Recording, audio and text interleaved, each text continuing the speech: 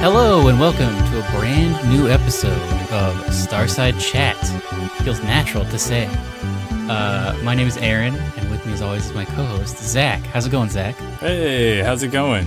It's going well. I am chugging along on my schoolwork. How about you? Same, just trying to get through this last semester. I'll be done after this, so... Ooh, I'm jealous. Yeah, I mean, on the one hand, I'm excited to be done. On the other hand, I'm, stressed about what comes next. Yeah.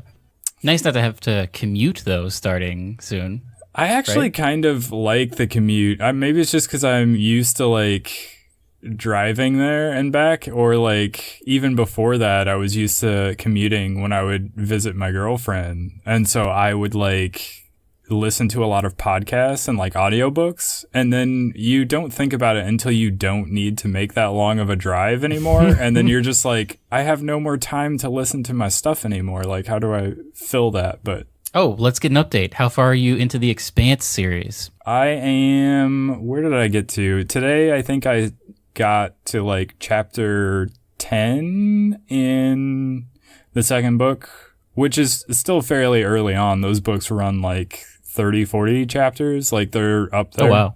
How is it? Still staying true to the TV series? Yeah. I mean, I want to say there are characters that just got introduced in the second book that have been around longer in the series, just because. Oh, really? So I think the series does a little bit better job of stretching some stuff out.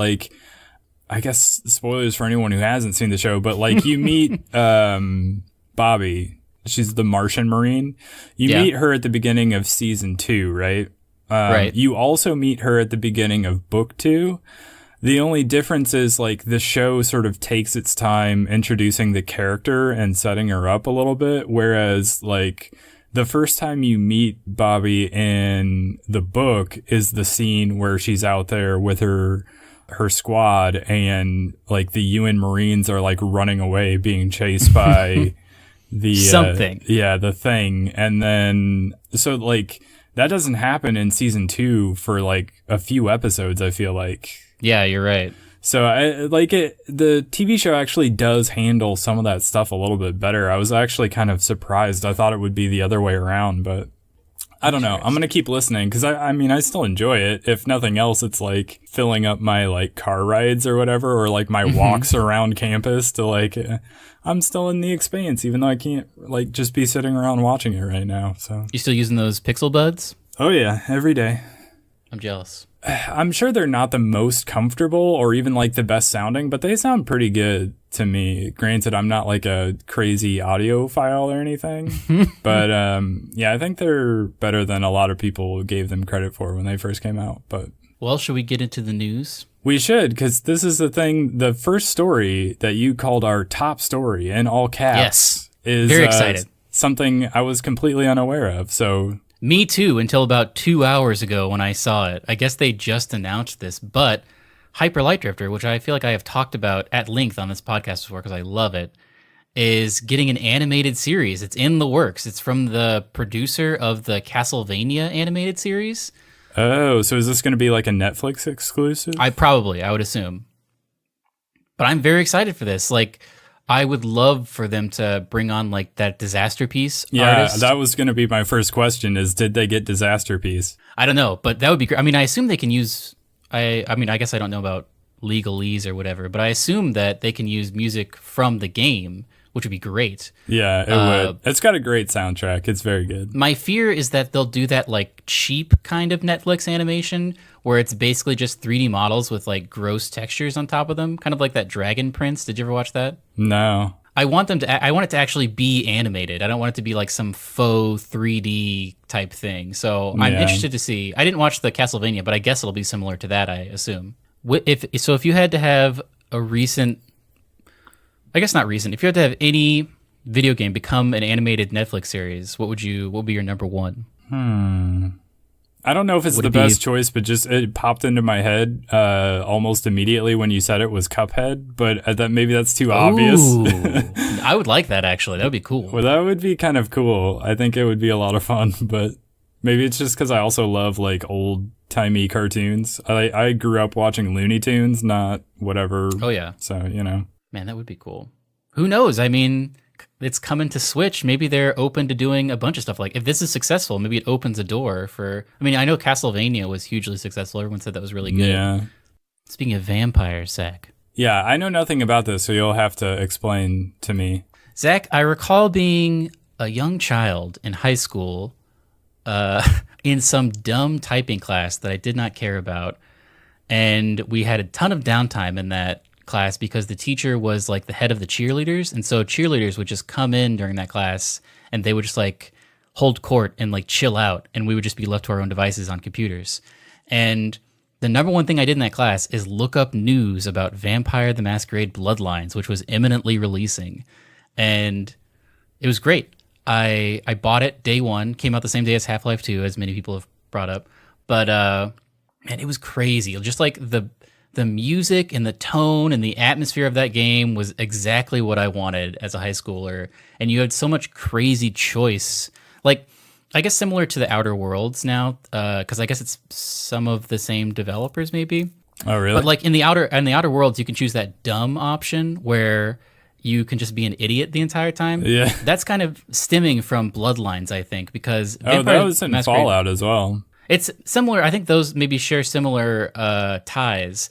But in the first one, the like character class or like race, because there's different clans of vampires, the race you chose was like it would vastly change the gameplay to the point where it was almost a different game. I always played as I want to say like the Tremere, which is the blood magic kind. So you could do a bunch of crazy stuff, but it soaked up your blood meter, so you had to feed more. But you could be like one of those vampires from like Nosferatu, where your face is all messed up. I would probably pick that one. Well, that made it very hard because you really? could never interact with humans. And there's a ton of storylines where you have to talk to humans. So you just have to subvert those in different crazy ways. Or there's another class similar to the Outer Worlds. There's another class where instead of being dumb, you're just a complete insane person. Like these vampires are just completely crazy. And like all of your dialogue options are... I never played as that because I wanted like a generic... easy experience, but apparently your dialogue options, I guess it's similar to in Fallout. If you have like very low IQ, you can just have these crazy dialogue options. Yeah, but it was great. I never played Fallout that way, but like the idea of it was hilarious to me, that you could like play a super dumb character that just was like all of your dialogue options sounded like sort of gibberish, or they were like you were just a complete idiot. That didn't make any sense. I would assume this is going to be a return to... So what we're saying is Vampire the Masquerade Bloodlines at GDC, it was announced that after 15 years, it's finally getting a sequel set in... The first one was set in LA, which is another cool thing. But this one is set in Seattle. And it's it looks great. I mean, I guess they didn't show any gameplay, but they showed just like a visualized trailer of it. But I'm very excited for this. I loved the first one. I played through it like 3 times... because that was one bad thing about it. Vampire the Masquerade Bloodlines 1 was very broken. Like there was a part where I went to a haunted house, I think, and it just like did not work for me. But the community kept supporting it. And so there's like patches and patches and patches of community patches. And I think even when you buy this on goodoldgames.com, it comes with a community patch to like up it. Because it was very broken in the early days. It was very early days of the Source engine. But I was super into this because I loved Bloodlines back in the day, and I can't wait to see more of this one. I assume we'll see more at E3, actual gameplay. Yeah, they didn't. So they didn't give any sort of release window. I think they said Q1 2020 maybe, but I mean this is basically the first one. I would equate it to like Morrowind, but in LA kind of, not as expansive obviously, because there's like you're zoned off. Like the first part of the game takes place in a certain zone of LA, and then you unlock a second zone. It's more like GTA maybe in that respect, but it's first person. But just like your player choice, you're able to like subvert like every kind of like how Cyberpunk 2077 is. They're saying like, oh yeah, you can solve every quest in like 3 to 5 different ways. It's not that complicated, but I felt like smart solving some of these things. It's like how in like old Deus Ex games you could like kind of cheat the system, but you were still within the bounds of reality. Something like that. I don't know. I loved the first. I have a very soft spot in my heart for the first one, and so I was very excited to see this announced at GDC. All right, here's a question then. Since You this could is hack in like it also. since this is like so out of the blue, like what's another mid 2000s game that you want a sequel to that nobody would see coming? Man, you know what I would love is this is probably impossible, but I would love a sequel to this already exists, but I would love a sequel to the original Deus Ex, but in the old style, kind of like a retro, like you know how Ion Maiden is coming out and it's like a retro game. Yeah. Like a retro style Deus Ex, I guess like Cyberpunk 2077, but like down-resed a bunch, so you get that like 90s game aesthetic. I think that would be very cool, like Deus Ex 1.5, because there is a Deus Ex Invisible Wars, but I think that would be a crazy game to see. What about you? I didn't have anything in mind for that.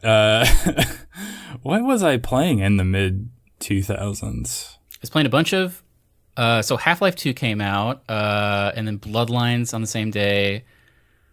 Deus Ex. Thief is a game I love, but recent iterations of it have been very bad.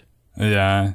But I would love an old school Thief game that actually got the stealth mechanics right, not like the most recent one that came out. Man, Thief 2 was such a good game. Metal Age. Oh, how about this? Although it's not like there's not been like sequels or like additional games in this franchise, but like the Super Mario Galaxy games. Ooh. Because I like completely missed out on the Wii generation of Mario games. Yeah, I did too. So like even if they wanted to do just sort of like some sort of expansion to Mario Odyssey that just like had that whole like sort of planetary exploration type of a thing going on. That would be great. That would be interesting, but yeah, what about Time Splitters? Oh gosh, yeah, Time Splitters for sure. I definitely want them to like do like sort of a modernized version of that, because that would be awesome. I love Time Splitters too. Yeah, me too. Or they could do Conker's like Bad for a Day. They could do another Portal game. That's never gonna happen. Valve We should take doesn't Valve really out make, of this equation. Valve Yeah. doesn't really make games anymore. Unfortunately, I mean, maybe they're gonna wow us with some VR stuff in the future, but I mean, that one guy left and like wrote that forum post where he was basically like, "This is what would happen in Half-Life 3." This is what would happen, but it's never going to. Yeah, that's another one. Why not just actually make Half-Life 3? That would be great. I mean, Portal 3 would be great. Left 4 Dead 3. They've never made a third iteration of any game. Yeah, well, and You know what I keep waiting for is Source 2. Like, I feel like every year, I'm like, oh yeah, wasn't Source 2 supposed to come out and be a giant thing? And I look it up and there's like no new information about it. Yeah, I wonder why. Like, why did that stall so badly? They just started making too much money, man. They just don't care anymore. One that I would like to see, and I think a lot of people have been calling for this for years, but it's not like a mid-2000s thing. It's like goes back even further, is Mother 3, which I guess like in the US we call it Earthbound. Right. But I don't know. Like maybe I should go back and like finish the first one, but I started it and I was into it, and I kind of want like, if Nintendo is like bringing back older franchises or like sort of reimagining things kind of the way they're doing with that Zelda game. Yeah. What if they did that with Earthbound? I would be into that. I've almost played Earthbound a bunch of times and have not, just because I don't want to play it on an emulator. Yeah. But well, that's a good reason to get the SNES Classic. Yeah, that's a good point. System Shock, I guess, would be another thing from the old days, but they're already doing that. It's not in our show notes, but apparently people are super excited for that. Yeah, I was going to say, I thought I heard something about that recently. Anyway, we can move on. So Apple also had a little press conference in which they announced Apple Arcade, which is a curated service for paid games. What do you think of this? I don't understand who it's for. Yeah, because it looks like mainly iOS games. It's only on iOS. It's not like, this is like they were thinking, okay, so Google's trying to get into gaming. We've seen that before with the Ouya. We know what they're going to do. It's just going to be like dumb games or like mobile games and stuff like that. Like, let's compete with them in that space. And so they're like preparing this like curated, iOS game things, and then like just before they announce it, Google drops Stadia, and they're like, "Oops, we misread the room here." I mean, I feel like I don't play a ton of phone games. I mean, neither of us have iPhones, and we never will probably. So this is in no way relevant to us. I don't know. I mean, I put this in the show notes, but really the only thing we have to say about it is not cool. I mean, and it's interesting information just because it did happen like this last week or whatever. But yeah, it is kind of lame. Did they announce like pricing at all? Not that I recall, but maybe they did. I don't think they did. I don't think so. But it's I don't know. Anyway, let's move on to something we actually care about. Yeah, this one's way more interesting. 2 new Switches. There's rumors, like, first I heard, oh, there's going to be a cheaper Switch. And then I heard, oh, no, it's going to be a premium Switch. Well, guess what? Yeah. Now it's being reported both of those things are going to come out. Yeah, both are true. So, yeah, those rumors were circulating for a long time that, like, they were going to do either one of those things, and they ended up doing both, so. Now, of the 3 people I know that own a Switch, you, me, my friend Sean, I feel like I am the only one that will maybe buy one of these new models because my partner also plays Switch, and so I could just give her my old Switch and buy a new one. Yeah. But you probably would not want to upgrade or downgrade, right? Yeah, it's weird. So, like, for sure, the upgraded one is just like a spec boost that will probably still, a bigger screen that will still fit all, like, it's the same footprint basically. So all the old accessories and like the Labo stuff will still work with it, right? I would wonder if they would maybe. The main concern has been the Joy-Cons are too small in people's giant hands, so I was expecting bigger Joy-Cons. Yeah, I mean, I guess that's possible. The thing I was thinking about was, like, they just did that, like, VR Labo kit.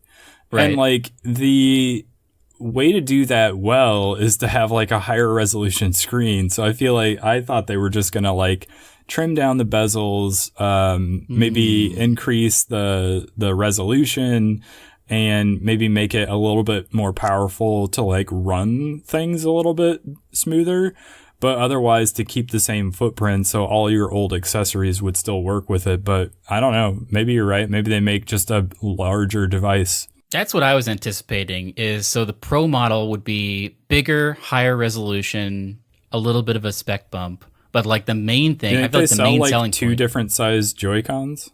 Yeah, because then they could make more. I mean, think about this. They could start producing different cases. They could start producing a whole bunch of different stuff. That's just more revenue or like product out the door that they could sell, you know? Yeah. Also, what if they start discontinuing the regular Switch? Well, that was going to be my next question is, does this mean that the model that we have is discontinued? Like, there's no reason to keep making that anymore?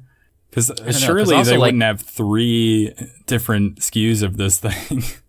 It's a good question, and I wonder how downgraded the light one would be. Like, would it still have detachable Joy-Cons? I think it won't. So the rumor is that the like smaller one is more of a replacement for like the 3DS. So it's like gonna be smaller. The Joy-Cons won't detach and it won't have a dock. You're just getting like a smaller Switch. And that's only portable. Yeah, that's only portable. And then the other rumor was that the larger one, like maybe they even do like, because it's more powerful, that makes it so that they can like add more people, like more partners with the developers. Like maybe they were trying to get GTA 5 to run on this thing, but they just couldn't do it. But now if they do like a little bit of a spec bump with a pro version of the Switch, then suddenly more stuff is able to be ported to it. Red Dead? Yeah, maybe Red Dead, who knows? Man, that would be crazy. So, like, maybe we'll need to, or, like, really want to upgrade to the pro version of it just to, like, I don't know, be able to have access to like games that you couldn't get running on your normal Switch. That's a good point. I mean, I don't know, man. It would really depend on, one, the price. Like, obviously, the Pro model will probably be more expensive than base Switch, which was $300. We're talking $400 to $500, I would assume. Yeah. Light version will probably be $200. I mean, for sure, nobody thinks they're going like up-res to 4K, right? No. But like, what is the Switch right now? Is it 720? So the screen, the mobile screen is 720, but in the dock it's up-res to 1080p. So it could be a 1080 screen. Yeah, so that's what I think most people are speculating, is that the portable screen will be 1080p. Imagine a Joy-Con that is more shaped like a side of like a PS4 or an Xbox controller. Like, it contours a little bit to your hand and is a little larger. Yeah, I mean, I've never played a shooter on Switch, but I would assume it gets a little uncomfortable sometimes because you have to use, both the triggers and both of the analog sticks at the same time. Yeah, I haven't either. Like, I've played Skyrim, but that's not really like a shooter. It's just more of a first-person game where you do shoot like a bow and some powers now and then. But yeah, I'm not sure.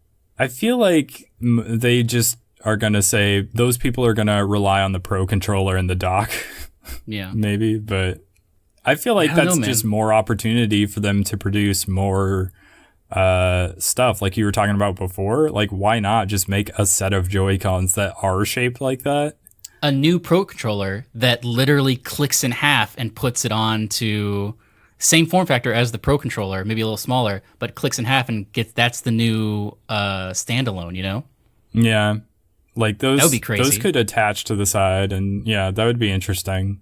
I don't know if they'll do that, but that would be really interesting. I don't know. We'll see. Definitely probably will have a more robust kickstand. Yeah, hopefully. One that doesn't break off immediately. We'll know about it probably at E3 during a Nintendo Direct, but maybe we'll also see a PlayStation Direct at E3. We might, because the first State of Play... That is the very first one. It's ever. Very tri-pilled, yeah. It's their version of the Nintendo Direct, but they're calling it State of Play. It's a live stream that I think this is what they're going to instead of doing like the E3 stuff. They're just following Nintendo's lead on this. I have to say, I don't like this. Oh, yeah? I mean, I know it's like stressful for the companies and it doesn't make sense and it's more expensive, but I like... You like the spectacle. I like the spectacle. Like, they should be at E3. It's insane to me they're not at E3. And like, I don't know, it's rather like, would you rather, I don't know, I guess this is a bad example, but would you rather be hungry all day and then have a giant feast at night, or be snacking all day? Obviously, you probably want to be snacking all day, but it's very satisfying to sit down to a giant meal at the end of the day, you know? Yeah, I mean, like, from their perspective, this not just makes it cheaper, but they can, like, they have a little bit more control over, like, when they're releasing information. So they're not, like, forced to do that all around, like, one event. Like, yeah. But, I mean, I get what you're saying, and I also will, like, be sad that they won't be at E3 doing, like a what's huge more impressive conference. to you? Like, for a console release, has there ever been a console release where there isn't someone on stage and they're like, this is, PlayStation 3 or whatever? Yeah. It's just like, if State of Play is where they announce that. If this is where they, like, but what if State of Play is the new norm and we just get a pre-produced video of someone being like, not even on screen, like a voiceover just saying like, take a look at this. Like, it doesn't have the same gravitas. Yeah, I mean, how did you feel about the Switch being announced? Because that's what Nintendo did. So I don't remember. They released like a 3-minute long video about it. Oh yeah, I forgot about that. That was great, and I watched that video probably like 50 times. Okay, I'm wrong actually. I hope this is just because they don't have the PS5 yet, and they are still figuring stuff out. And I hope there like is a return to form later on. I also think it is mainly there's two reasons. One, they don't have the PS5 ready to talk about, but also they don't have a lot of games outside of like like the big ones that aren't even coming out this year, it seems like. So it's kind of like the lineup that they had, which I was going to kind of go through briefly. It's mainly like PSVR stuff. Like they introduced an lots Iron of Man. VR. It was very VR heavy. It was very VR heavy. But they introduced a new Iron Man VR game. There was like a Five Nights at Freddy's VR game. There was this game called Concrete Genie, Crash Team Racing, Nitro Fueled, Ready Set Heroes, a new game that actually kind of seems a little bit interesting. I wrote in our show notes the gambit of dungeon crawlers because that's what it kind of seemed like. And then they also showed the new No Man's Sky Beyond update that's going to add PlayStation VR support. This is a big deal, I think. This is like probably the thing I'm most excited about from the whole state of play. Did you end up playing No Man's Sky at all? I didn't, but I know that it's gotten better and better from the release, and this Beyond update is also going to get way better. But the fact crazy. The fact that it's in VR, like right now, if you want multiplayer space exploration VR, you basically have what's that game called? Elite Dangerous is what I'm thinking of. That's great, but it's also very complicated, and also I think you rarely get out of your this is No Man's Sky in multiplayer. It's almost a metaverse. Like being able to drop into your friends' games, free movement, doing crazy stuff. Like this is going to feel amazing in VR. There's so much you can get in different vehicles. You're going to be mining stuff. It's a step above Minecraft in VR basically, because you can just chill out in this game. I mean, seemingly for infinity because there's so many worlds and do crazy stuff. Like this is going to feel like a world you're visiting instead of just a game you're playing, you know? It is kind of like the biggest of sandboxes, and just the idea that you can be in this VR space and you hop in a ship and you take off, you fly into outer space, you see a planet, you fly over to it and you go land on it. Like this is sort of like the promise of what No Man's Sky always was. Yeah. But in a VR space where you can now also play it with your friends. That is I feel like this crazy. is the killer app for PSVR. Yeah, this definitely would have been nice to have around a long time ago for PSVR. I think it's also coming out for Steam as well. Is it? Yeah. Yeah, For the Vive, I mean. Yeah, this stuff is some of it's kind of cool, but to get back to the point that I was trying to make earlier, I don't know if this is would this fill an E3 press conference? And definitely not. Yeah, exactly. You wouldn't see this lineup and then maybe another trailer for one of the games that is their big games that's not ready to come out yet. And then put this up against whatever Microsoft's going to bring. No, it's not quite enough or to the level of that. So press conference is going to be nigh impossible to beat this year, I assume. That's what I think too, especially since they may have details about their next console or whatever xCloud is or whether that's ready to go yet. But also they own so many developers now.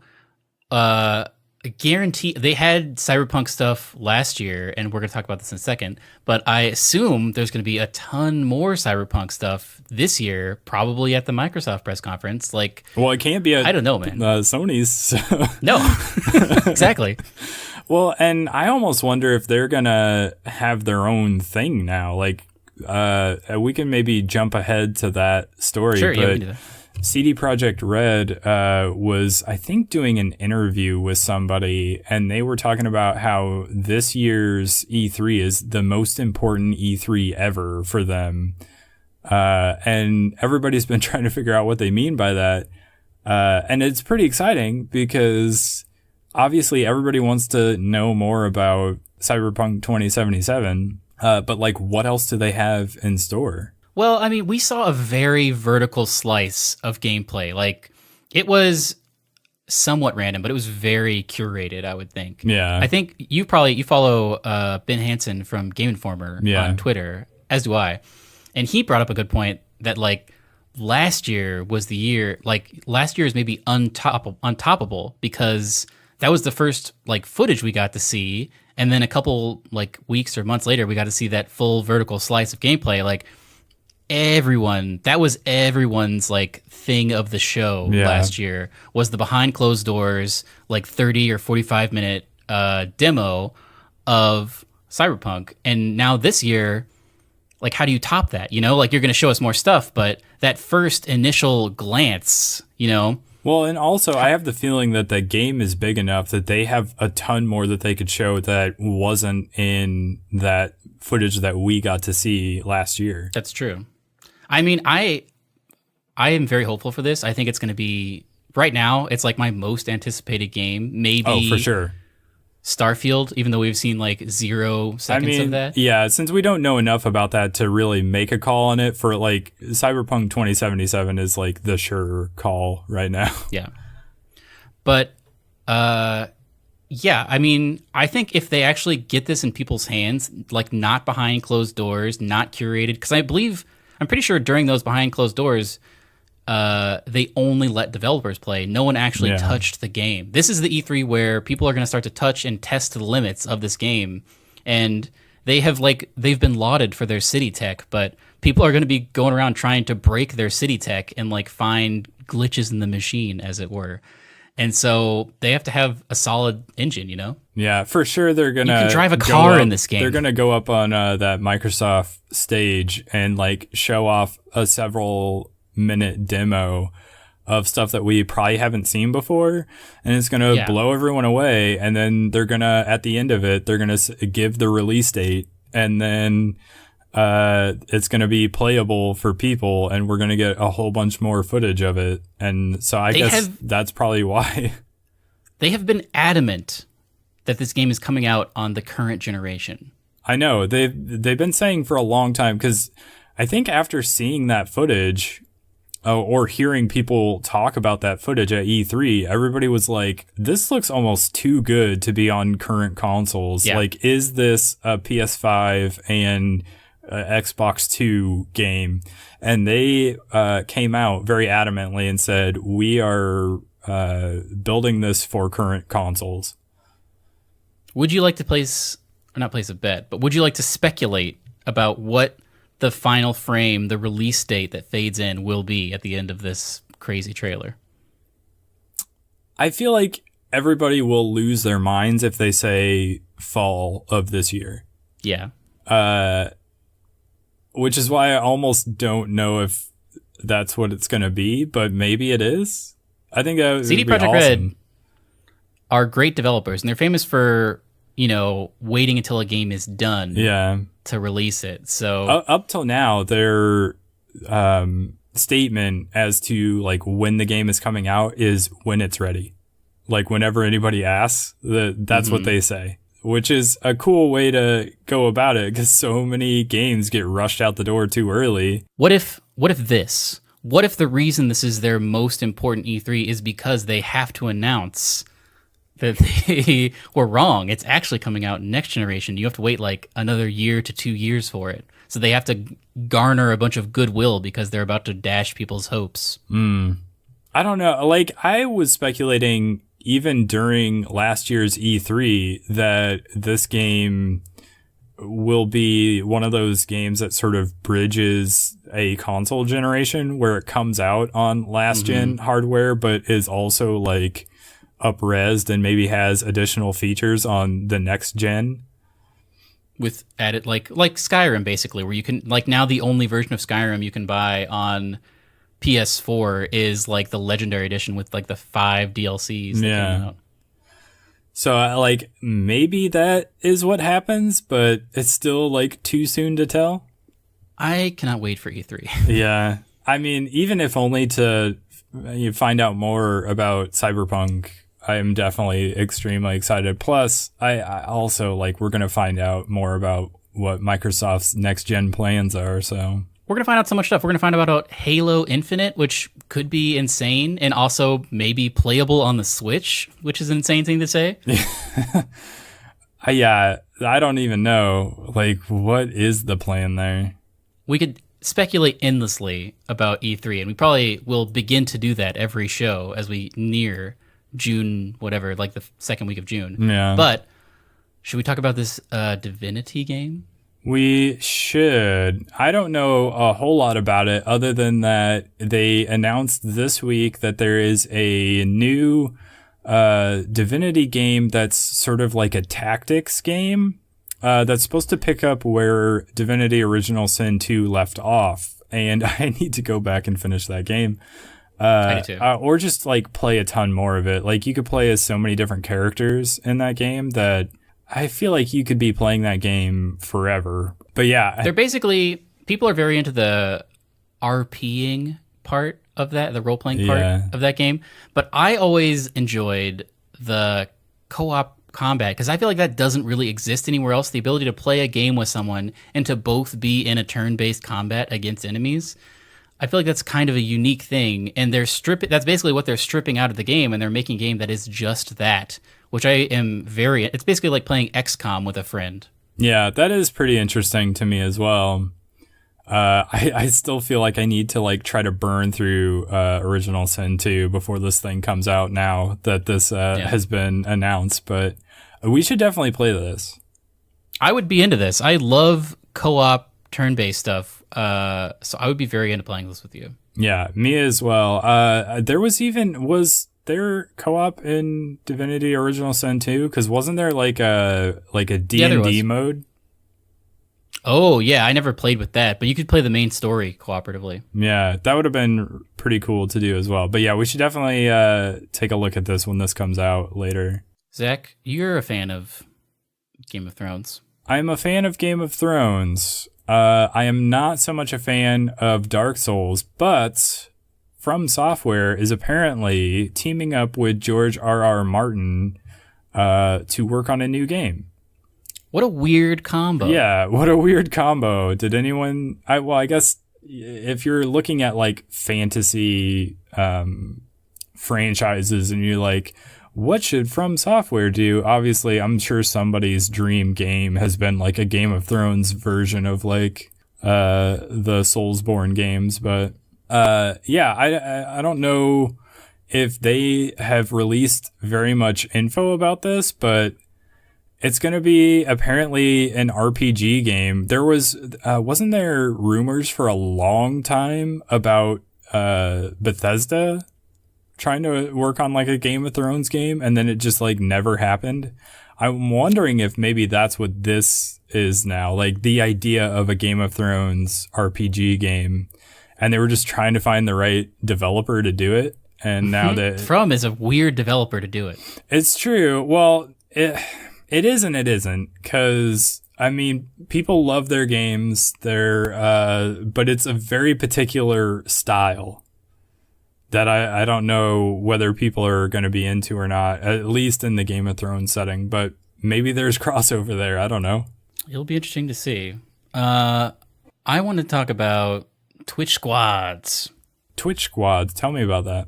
Zach, I don't know about you, but the main thing I watch on Twitch whenever there isn't an AGDQ or SGDQ happening is people playing PUBG and now Apex Legends.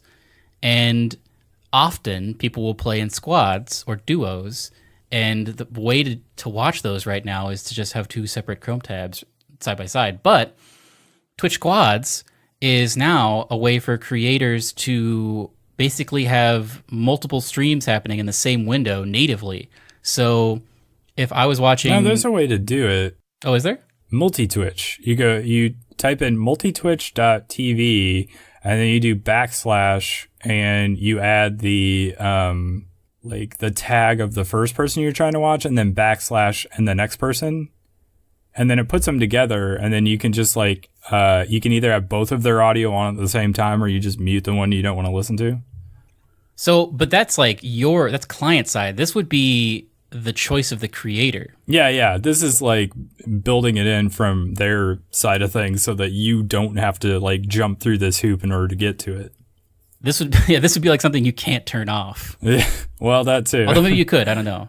But like this would be super, I don't know. I've like mainly for PUBG and Apex, I feel like this would be interesting. But any game where people are playing against each other, I feel like, I mean, definitely I assume Stadia, if it takes off, is going to have some sort of implementation of this. where if you want to watch multiple people playing on Stadia, it would be an easy thing to just load that into a YouTube window. But yeah, I don't know. I thought it was interesting, and maybe we'll see more of that in the coming weeks when they launch it. Zach, do you care? Have you ever played? Are you interested in Borderlands? I have played the first Borderlands back in the day. I did not play Borderlands 2. Actually, I started Borderlands 2 and got busy with life things and then did not make it any further. I don't know. I like the like gunplay of those games and like the finding loot all the time. And do you have supers in those games? You have like character abilities, yeah, but I don't know if you call them supers, but do you play specific characters, or is your character a customizable person? Is there character creation? You have like your choice between like 4 different characters, and you'll just pick one of them, and they have their own like special abilities or whatever. Like in the first Borderlands, I played as Mordecai, I think was his name, and he had this like hawk that you could like throw out, and it would like damage people. It was pretty cool. And then there's something really satisfying about when like loot drops on the ground and it's just this like purple beam of light shooting up, and you walk over to it and you like hold the pick up button, and it just like it goes from the ground and just sort of leaps at you into your inventory. I don't know what it is about that small, simple little detail that makes it so satisfying, but how many guns can you hold at a time? I don't know, actually. It's been so long. How does Borderlands work? So it's basically Mad Max. And we should say we're talking about this because they announced Borderlands 3 today. Yeah, was that not clear? There was a reveal. It looks very Borderlandsy, so not unlike past Borderlands. I think the speculation was that it was going to be like a Destiny style game this time, and I guess it could still be that, but is that the so spoiler? I mean, I guess I should say I have not watched this reveal trailer because I don't really care about Borderlands. I mean, it looks mainly like more Borderlands. Like Borderlands, I think the Game Informer crew were calling it Borderlands 2.5, which I don't know if that's just because it looks so similar to like the other 2 Borderlands games, or if it's the fact that the graphics sort of visually, it doesn't look like it's advanced at all. Like when I watched the trailer, I was like, oh, they've like this art style hasn't been advanced at all. This looks like just like the resolution is higher because we're on like more powerful hardware now than we were during the 360 generation. But otherwise, this basically looks like another one of those. It doesn't look like they've made a whole lot of progress in that department, which honestly probably won't bother most people, but it's just a thing that I observed. Zach, there's a claim in this trailer that there are 1 billion guns in this game. Oh, really? They didn't go with bazillion? Oh, did they go with bazillion? I didn't read it. They usually do. That's their thing. So, like, the first Borderlands was really interesting, not because it was, like, a blending of the RPG and the first-person shooter, which it was that, and that was very interesting, but it also had this sort of, like, procedurally generated loot drops where their like key thing was we have a bazillion guns, like 87 bazillion guns, I think was like one of the last lines in the trailer for the first game, because all the loot is just sort of randomly generated. So they have like, but there are like named guns though, right? Because I always have seen online like guns with funny descriptions on them. I'm assuming those are in there. I don't know how the series really evolved from the first game to the second game because I don't remember it that well. It's been that long. But I know it was like their thing was that it was all sort of procedurally generated in terms of the loot, where like you could get a like light machine gun that had like a whole bunch of different characteristics of it where it would change depending on how the random roll of it was. And so, yeah, that's how they got to 87 bazillion guns. So I just scrubbed through the trailer and it does say over 1 billion guns. Yeah. So I think the only thing that stood out to me when I watched this trailer was that part where they're kind of fast cutting between like them running through locations. And it's like dusty wasteland, like futuristic cityscape, and then back I saw a screenshot like of that. dusty wasteland again. I was like, wait, go back a second. It seems like there's also a swamp as well, Yeah, based on my cursory glance at this. yeah. Do you think you would play this? Are you interested in this at all? I don't know. I don't know if it's just because I didn't play Borderlands 2 that I'm kind of like a little more cold on the Borderlands series, but I think it's really good is the thing. Like, I don't love the art style. yeah, I mean, I can see that as well. The art style, I think, could use some updating a little bit. But people really, really love the Borderlands games, and they like, they're very, very tight shooters. So like the reason people play Destiny all the time is because the shooting feels really good in that game. Yeah.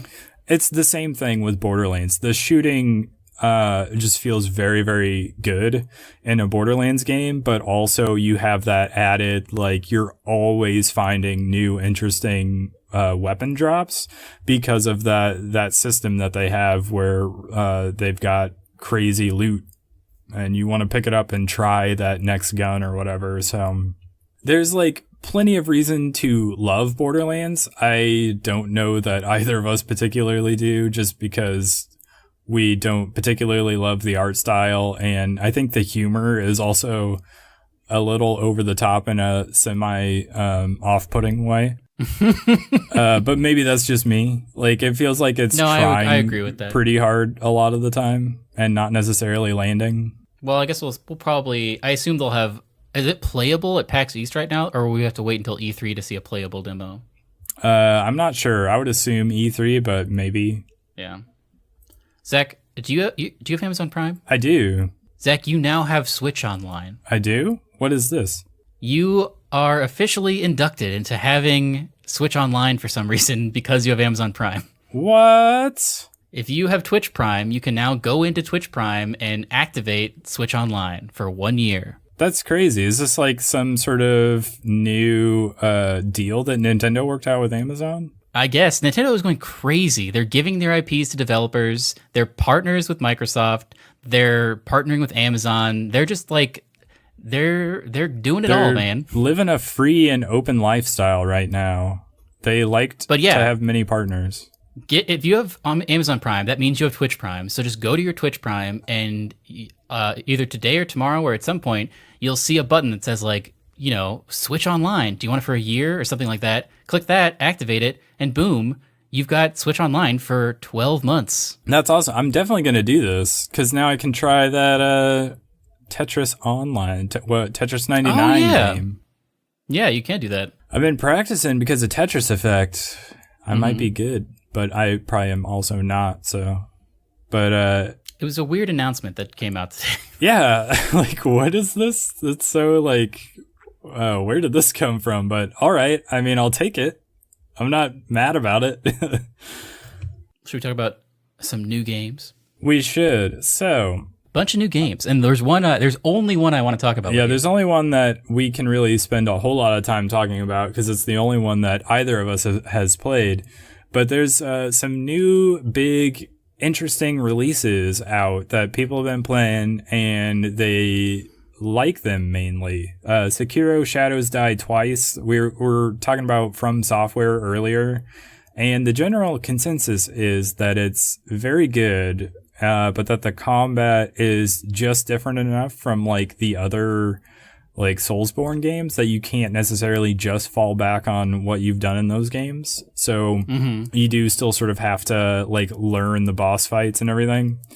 Not really for either of us because I don't think either of us particularly love the sort of grinding over and over again like one boss fight. Yeah, I have heard people say that like the open world and traversal is really interesting, but the boss fights are still From Software boss fights. So, like, I don't know. I mean, I like difficulty, but I've just never really been into Bloodborne type games. Yeah, me neither. And I think it's mainly because like I've always been told like unless you have like a lot of time for this game, like you should not play it. Like if you play like an hour or two in the evenings, like this game just isn't for you because you'll probably you need to develop muscle memory. Yeah, you got to develop that muscle memory, but also just like if you get on and you've only got like an hour or two, you may not finish the boss fight. So you may just sort of feel like you're wheel spinning and just not ever making any progress in the game, which can be very frustrating. Yeah, if you don't make it to a new bonfire, basically all you've done is nothing. Yeah, so I've always found that also very off-putting about them, but I mean, people love them, so they're doing something right. It's just not necessarily for us. Division 2 I was going to say is also doing something right. Speaking of that case, the Division 2, although like the main thing I've heard about this game is that it's just not broken, which I guess is an accomplishment these days. I've heard people saying they've had a lot of fun with it. They also I'm a little bummed we didn't jump in, but also I have so much on my plate right now.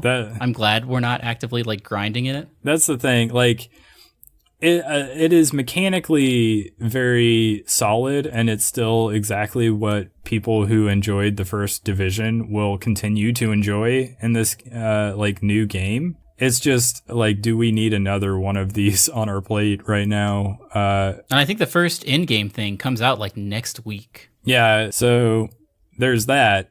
Then there's Battlefield 5 Firestorm, which I think people don't like.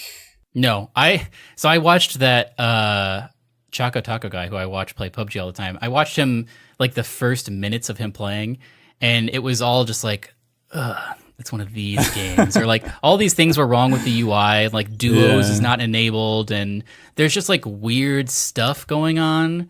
I feel I've only heard negative things about it, and also like it's happening now. Like you had so much time, and Apex is happening, and it's just I don't know. It's such a weird story. Like everything that surrounds this game mode, like EA, like just sort of hot dropped Apex Legends like a month before this thing comes out, and it's like in every way a better version of Battle Royale. 100%. And that Shroud guy apparently somebody had like put together an article about like his thoughts on Firestorm, and they were like pretty brief. They were like, it's pretty, but it seems like they didn't pay any attention whatsoever to like what a battle royale is or why they're fun or good. They like didn't do any of that stuff to like when they were developing it, because like even just like the loot system in it is just like bad by comparison to like pretty much any other battle royale game out there right now. So I don't know, like this is just like a bad decision all around, it seems like. I want to know if Elder Scrolls Blades is a bad decision. Zach, you got into this. You're actively playing it. I started it very briefly. I couldn't actually get in at first. They had this like message up there that was like, thanks for downloading the game, but you like we're only letting so many people in at a time or whatever, because it's like early access. But I don't know. It's interesting. I think the controls need some tweaking, especially like the look, like where you kind of swipe around to like rotate your camera. That needs some tweaking. It's not very smooth right now. Can you play over Bluetooth? That's a good question. I've not tried connecting my Moga controller to this yet, but I like the idea of it. It just like, it remains to be seen, like content wise, and like how this thing holds up once you start playing it on other devices, because the promise of it is that it's also going to be like on consoles and PC. And so the idea is that you can basically play this thing anywhere and then just like jump back and forth between all of them, and your progress is like carried over. Do you think that they were making this game and they're like, oh yeah, this is such a good idea, you can play it anywhere, and then they saw that Stadia announcement and they were like, oh man. Yeah, I think so a little bit. Could have just been building this on Stadia. I was gonna say that. I was like, I think this was born out of them wanting to get Skyrim on mobile devices because they were 100%. They were trying to port it to everything, and so they wanted to get Skyrim on iOS and Android, but they couldn't make it work. And so instead they like compromised and are like, well, let's just build a mobile version of like an Elder Scrolls game that's very like Elder Scrolls Light or whatever. And then, because it's so light, and like the controls are so sort of like not very intense, we can just like make it playable on everything. We'll do the reverse of it. Can you jump? You can't. Can you crouch and sneak? You can't. You like start off in this town that has been like burnt to the ground basically by some mercenaries. And there's this like queen who like rules them and ordered them to do it. And so you're like trying to help the town get back on its feet, and you like name it, and you go on these little missions, and it's like very like a mobile game where these missions are like good for like a couple minutes, so you can like easily pick it up and put it back down again. They're designed around like short sort of encounters type of a thing. But basically you'll go talk to somebody and they'll give you like a mission, or there's like a jobs board that refreshes every few hours or whatever. And you can see like what rewards you'll get like when you go to do the mission. And so you'll launch the mission, and it's basically like a little dungeon. It's just very brief. You have a few hallways and some corridors to go through. You'll fight some enemies. You'll break some pots and get some items out of it. And you might find like some chests, and the chests, they're on like sort of a timer system where you'll hit open or unlock or whatever, and there's like different tiers of chests. So like a wooden chest is like the most basic one, and that takes like 5 seconds to unlock or whatever. But then you have like silver and gold, and I think it goes up even higher than that in terms of like rarity and value for what you get, like in terms of items in those. And like the amount of time it takes to open them also goes up with each of them. From like Zach, I'm gonna ask you a very important question. Okay. Can you pay money to decrease the amount of time chests take to open? You can, but you would pay to, I think, like you get these like green thingies, like these green, it's like some sort of in-game currency, like green coins or whatever. And you get those fairly frequently, but some of the stuff to like unlock them costs an awful lot. So it is like it's very much like you would expect from like a free to play game where there is like a microtransaction store. And it is. This is bumming me out. I mean, it's everything you expect it to be. But yeah, so you go through these missions and you like queue these chests up to unlock, and then like as you're completing missions you get like resources, and you'll go around and you'll find like a plot of land that has like ruins left from when it was attacked or whatever, and so you can click on that, and then if you have enough resources and money you can start constructing like a house or something so that more people can live in your town or whatever. And you can build like a smith or whatever, so you can like upgrade your armor and your weapons, or like craft new stuff and sell stuff. And then I don't know, so it's very much trying to rebuild this town, and the more stuff you build in there, like the more prestige your town has, and so you can sort of improve it over time. It's stuff like that. How does your inventory work? Are you equipping like a chest piece and gauntlets and boots and different weapons? Yeah, and you can get like multiple ones of each of them. So like right now, I think my character has like a mace that has like shock damage on it. But I also found like a longsword and a knife and like an axe or something like that. And then you can either sell those or like scrap them for parts, and then you can... Is there encumbrance?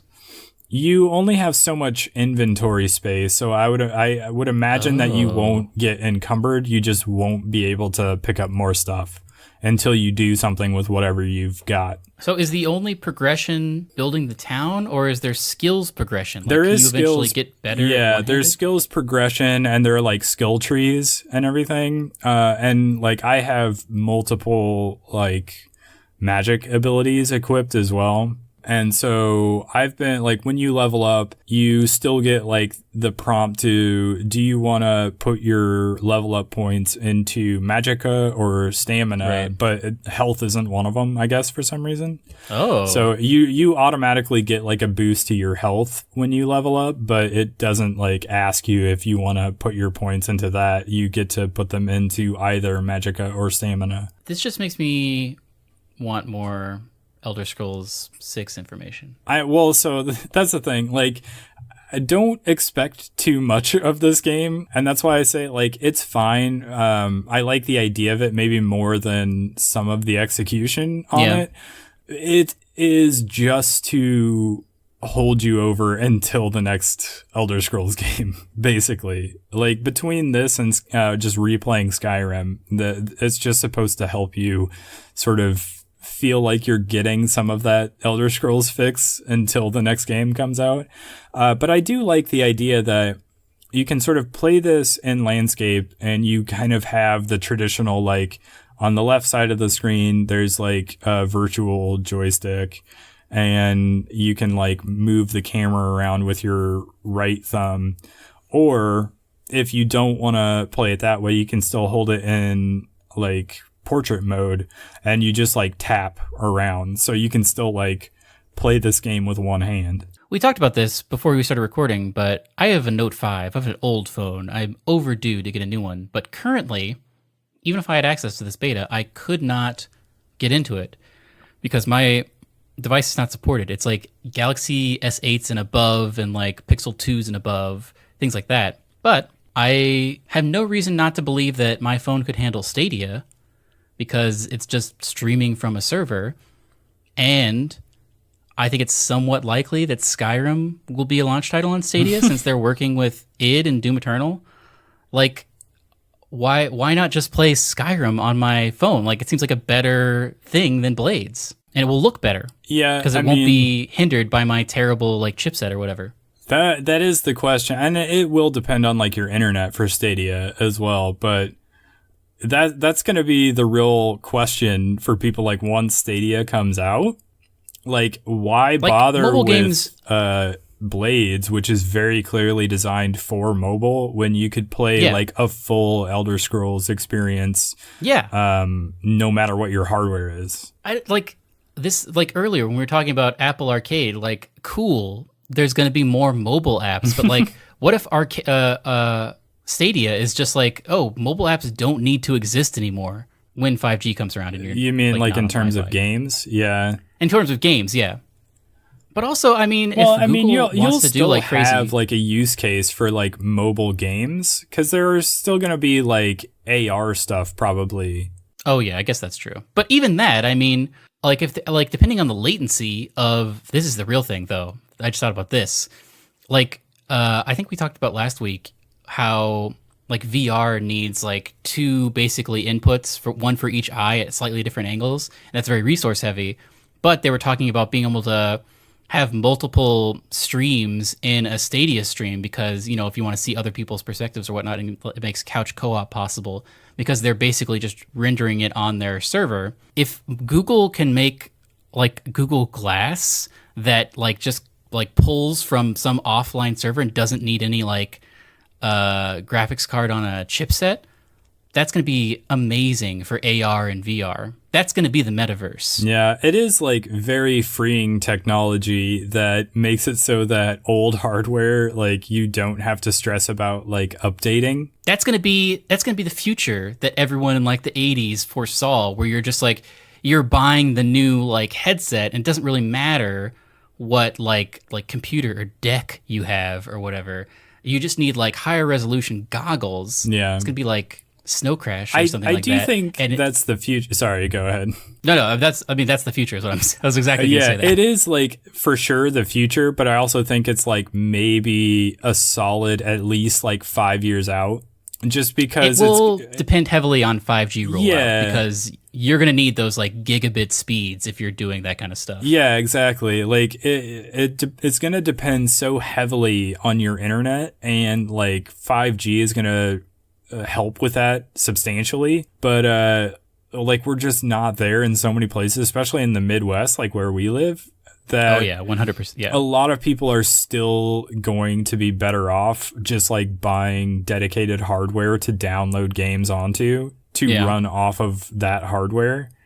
And so I've been back and forth on this. I am excited for Stadia because I do think that's the future, and I think it's such interesting technology that makes it so that people will be able to not spend as much money on like actual hardware, but still get to play the latest games when they want to play them, you know? But I also still see the side of it where people are going to want like dedicated gaming hardware for like the best possible experience, especially when it comes to like online games or like multiplayer games or any game that like requires sort of like twitchy reaction time. Right. There's just that element of delay that comes with like a streaming thing. Well, but here's another use case for Stadia, which I feel like no one is talking about. You can play games on PCs that don't belong to you. Like, in every one of my classrooms in college, there are just PCs, and I'm like writing on them and stuff. But the teacher can't see what I'm doing. I could just load it, or like back when I used to work at our old job, I had an office with a computer in it.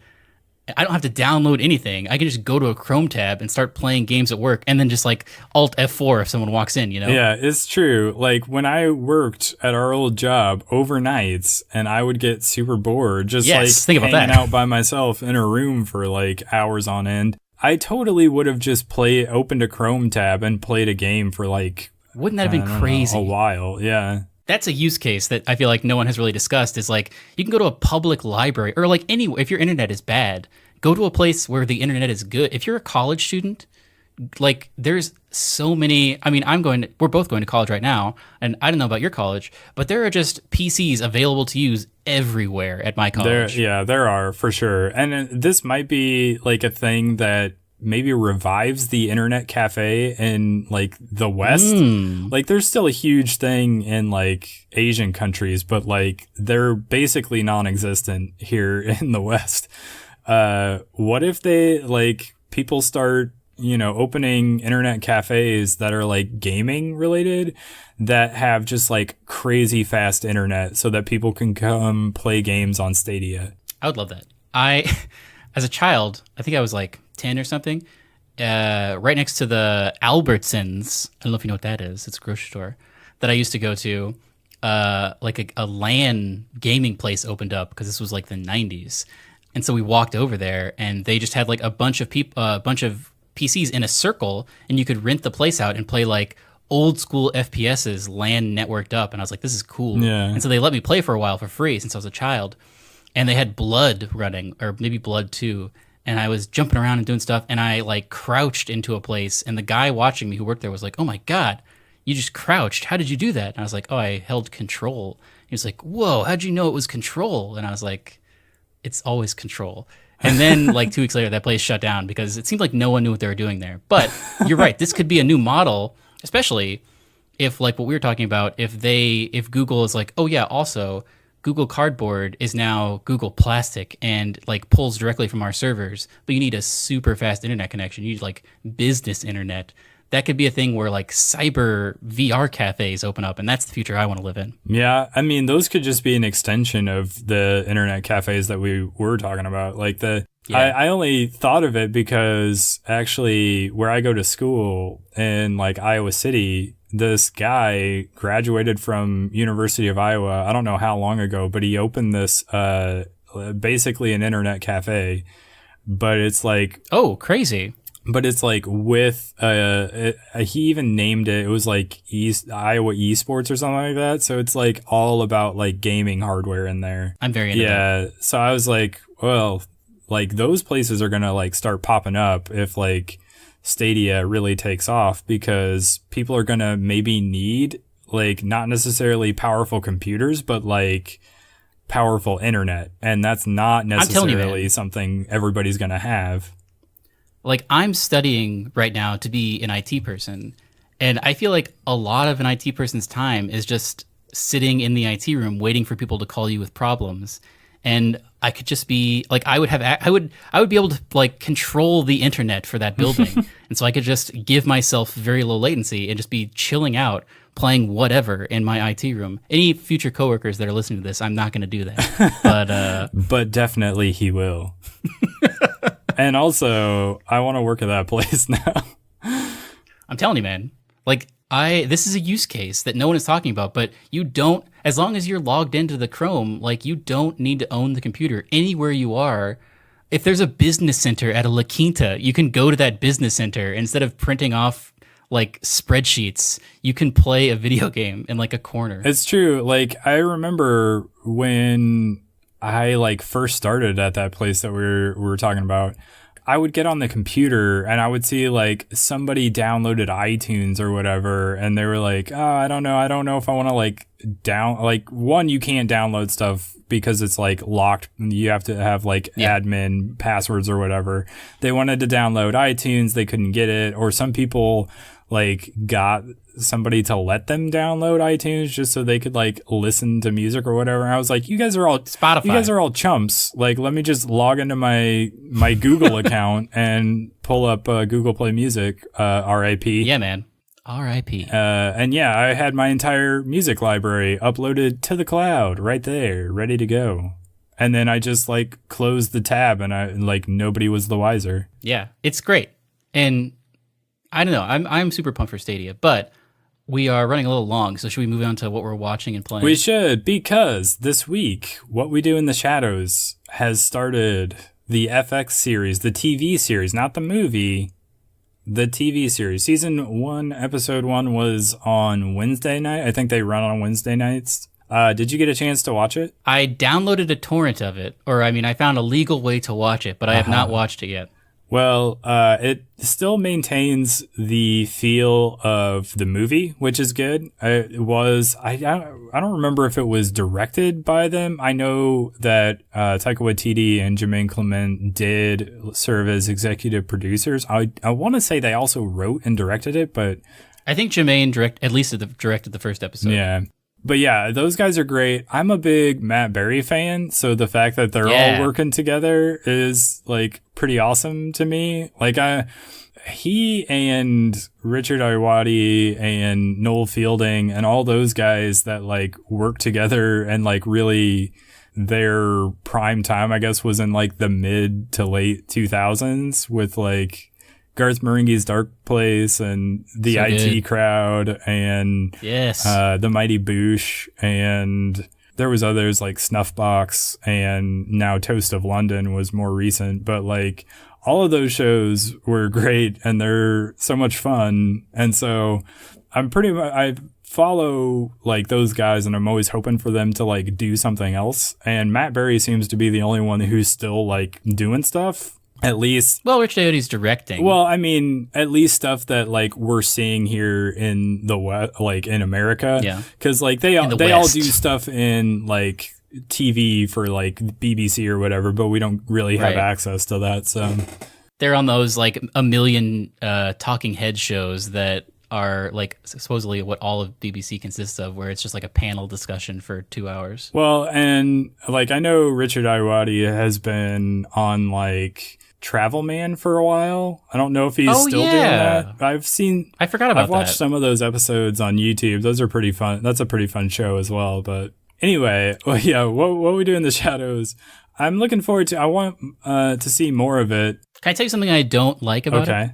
I have only seen trailers for it, but it seems like one of the main vampires is very anti-humans. He wants to take over all the humans, which I feel like was not the tone of the movie. I like that they were just kind of chilling out and they didn't really care about like killing was just incidental to them. They didn't really care about taking over the world. Which one or which character? I think I saw a trailer where the one with the beard is like, we're talking about our new plan to take over the world and make all the humans our slaves. The one with the helper. I guess I can see that. That is like one of the things, like this new vampire that I don't like. I think want them to have a in, human friend, you know? Yeah. Oh, you want them to have another stew? Yeah, I love that relationship in that movie. That was like one of the best parts of that movie, was just how funny it was that they loved Stu more than that other vampire. Yeah. That was hilarious. But yeah, I don't know. I also, like, maybe it's just because it doesn't star those three guys that were in the original movie. Like, part of me is like, I feel like I want to see more because I want to like this, but I'm also like nervous that it's just not going to be the same. But I still like Matt Berry, and I think he's funny in the show, so. Yeah, I'm excited to watch it. I'll probably watch it tomorrow. But I have still been playing Baba Is You a lot, and I have unlocked, I think, almost every world. There's 200 puzzles, and That's a lot of puzzles. I want to say I've done like 77-ish, maybe more than that. It tells you, but I don't remember. But man, I love it. Some of the puzzles are inscrutable to me, and I have not figured them out, so I've just skipped them. But it's gotten more and more complex. Like, they've just added this block called group that basically makes things into global variables that you can do crazy stuff with. So I'm still really, like, every night, since the Switch is in my bedroom, I will just, like, bust through a couple of puzzles before I go to bed. It's very satisfying. But I just wanted to say, Baba Is You is still great. All right. I've been watching a thing on Twitch. This isn't like a TV show. I guess it's kind of like a TV show. It's called Kolak 1991. It's like an RPG campaign that's built on like the Kids on a Bike like storytelling set. Are you aware of this? Yeah, it's similar to Tales from the Loop, right? But more American. Yeah, it's like basically I liken it to Stranger Things because that's what it seems. Yeah, it's basically Stranger Things. It's basically Stranger Things, the role playing game. But you sent me one of the episodes of this, and the beginning of it, like the opening, like scene setter is amazing. It's like very the good. Atmosphere it produces is so good and high quality. That's why I wanted to highlight this because I got like the story is like very interesting and I want to like keep watching it and see where it goes. But also like Twitch has like, you can go click on like people are streaming like D&D campaigns or whatever, where they just have like 5 people on screen at once in like little boxes and they're all like playing the game or whatever. Like this is like, Kolak 1991, just like the production value, like this is like next level versions of that. Like from one, like they have that intro video that sort of sets everything up and it goes into it.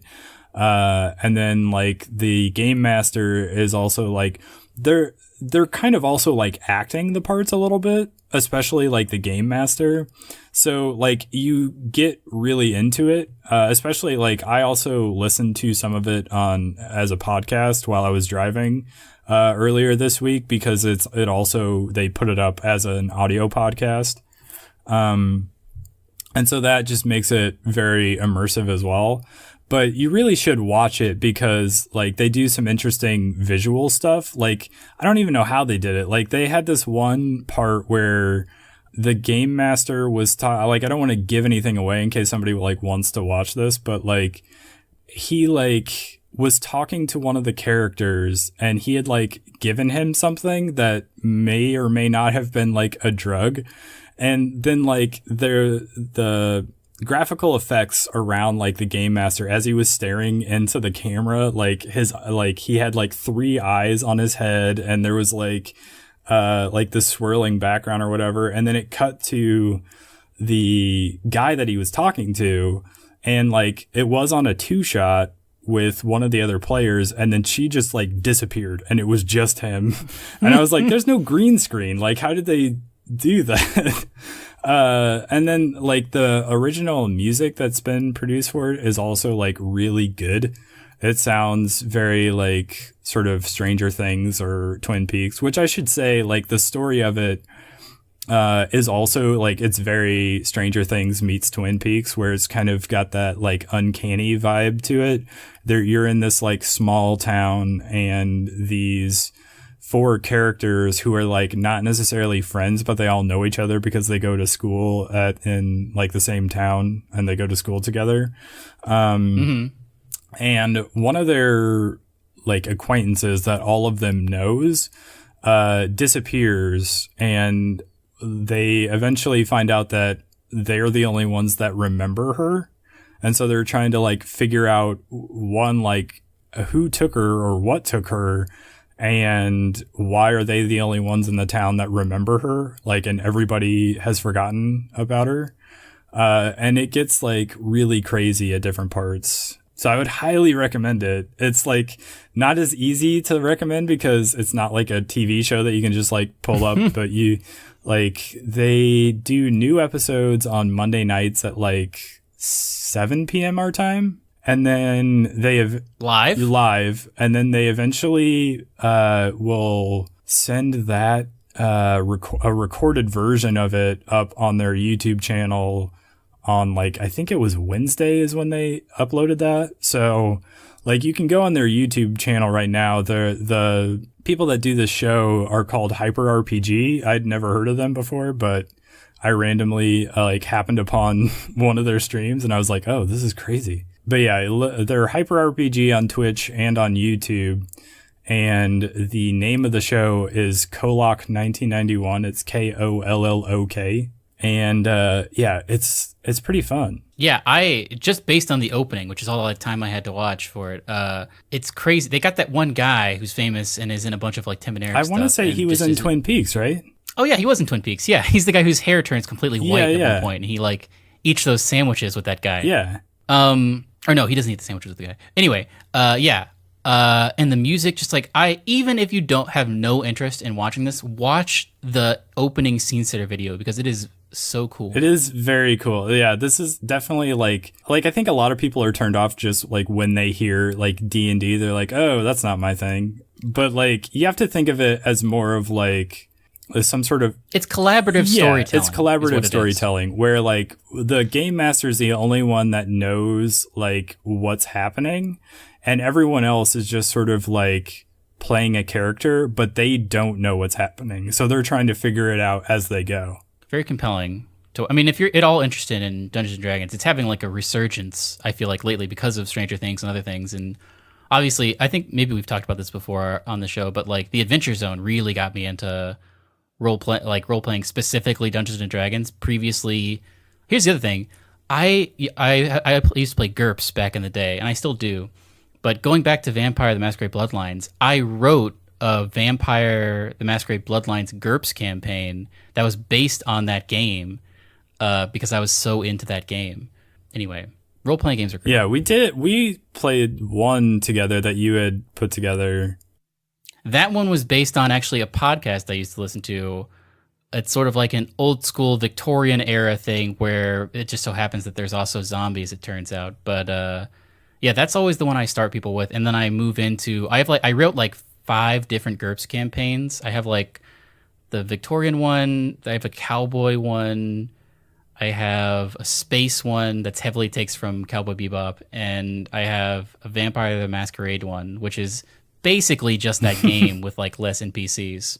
And also I made like a crazy metaverse. Anyway, not important. That was the first time I had done anything like that before, and it was a lot of fun. Yeah, I had never done like GURPS or Dungeons & Dragons or anything like that. So for Christmas this year, I ran a Dungeons & Dragons campaign for my parents, and they were super into it. And I would love to run that campaign again because it's a booklet that I got that can go a bunch of different ways, and it takes a lot of the stress out of it because it has basically like consequences for anything you could do.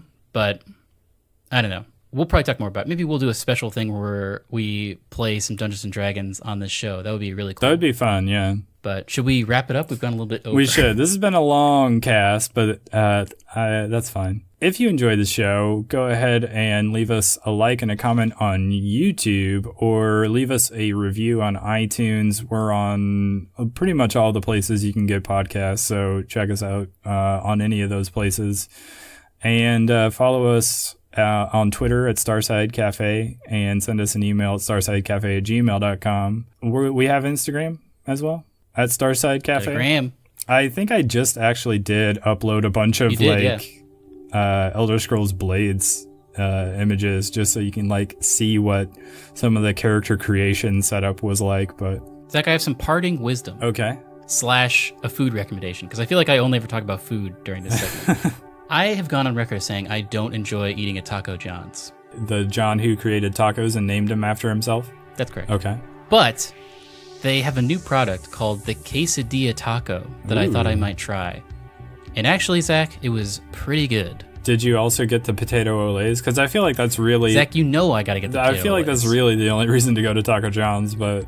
I love tater tots, and there's not a Sonic where I live. So pretty much the only restaurant that sells tater tots that is not like a sit-down restaurant is Taco John's. And so I look for excuses to try and go there, because I hate all of their tacos. I think their tacos are not good. But these quesadilla tacos, Zach, they're pretty all right. Is this a new thing? Because I should check it out. Yes, limited time only. Oh, really? I got the Chipotle adobo chicken, and I was super into it, but there's also a pork and a sirloin and a beef as well. My weakness is the potato olays, I'm not gonna lie. It's so good. I got a medium potato olays, and they're so salty. You don't even have to put salt on them. They're so salty. You don't need to dip them in anything either, because they're so flavorful. I want some right now. I'm telling you, man, you got to get these while they're there. Who knows when they're going to go away, but these quesadilla tacos are top-notch. IMHO. You might have talked me into it. # not a sponsor, but you might have talked me into it. I'm very excited for you to...